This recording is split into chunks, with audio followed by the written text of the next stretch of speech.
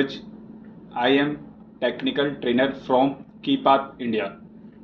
मैं आपको split AC की पीजी मोटर के बारे में बताऊंगा। जैसे हम एसी सर्विस करते हैं और मोटर के अंदर कई बार जब सर्विस करने के बाद एसी को ऑन करते हैं तो मोटर से एक नॉइस आती है, जैसे आपको ये सुनाई दे रही होगी। इसके अंदर चेक करेंगे, आ रही है। अब इस प्रॉब्लम में हम क्या करते हैं, या तो हम मोटर को रिप्लेस करते हैं, लेकिन इसके अंदर मोटर रिप्लेस करने की जरूरत नहीं है, मोटर तो वर्किंग कर रही है, लेकिन क्या है, सिर्फ नॉइस है। तो हम इसे कैसे ठीक कर सकते हैं? हम इसे नॉर्मली ठीक कर सकते हैं। हम एसी को बाहर निकाल एसी से मोटर को बाहर निकालेंगे।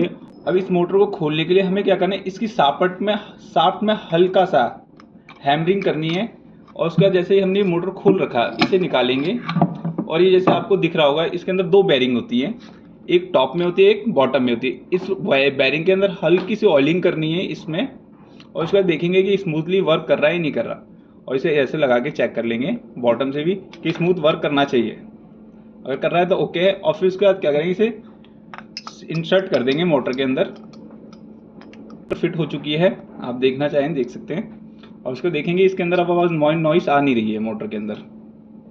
अभी मोटर हमारी 100% वर्क करेगी विदाउट नॉइस। में इतना ही था। इसके साथ धन्यवाद।